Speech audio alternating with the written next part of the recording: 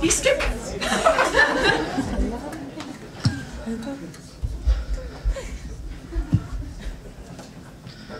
You saved me, she said, looking down at me with the first sincere smile she'd worn all night.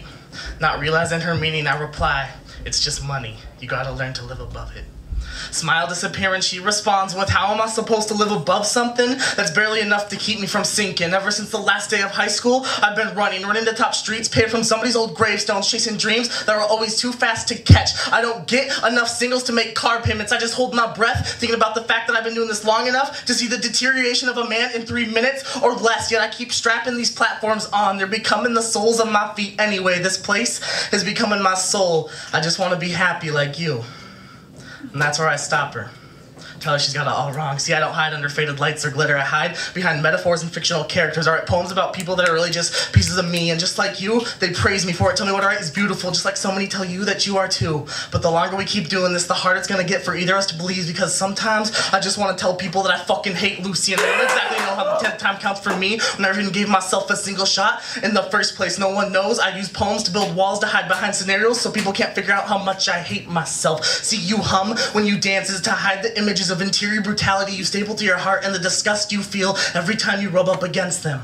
I know, because when I perform, I stare into space just above everyone's eye level so they can't see me drowning in my pupils. I shout my lines to distract them from the quaking in my arms and the shaking in my legs, and I can tell it's at that very moment your fake cherry lips want to ask me, why do you only stare into my eyes and never at my body? It's because when I watch blue pigment sway, I see lightning in a glass bottle. I'm hoping the energy from my brown eyes glaze to block out the bullshit will shatter that glass, unlocking your legs chain link locked around that pole, setting you free into a world where spinning doesn't have to be upside down. It won't cost either of us anything. We'll just trade it for sincere smiles and dances under moonlight. Remind me of those nights when your father used to hang the moon in the window for you, just high enough for the light to kiss your cheek, erasing all recollection of those days you tried to sleep in a sun-drenched sweat, forcing yourself to lay motionless through nightmares you can't seem to forget. I can't grip your hands tight enough to pull you back from the brink of extinction. So tell me, what is it like to be a wayward angel? Pressing her fingers to my lips, she asks me, why do you clench your fists so tight? I say it's to remember to never let go. And that's why you saved me, she said.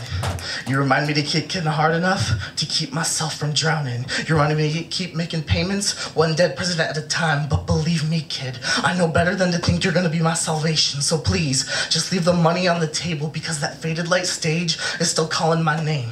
That silver glitter still coats my body, and we both know that for now, that pole is the only thing keeping my head above the water.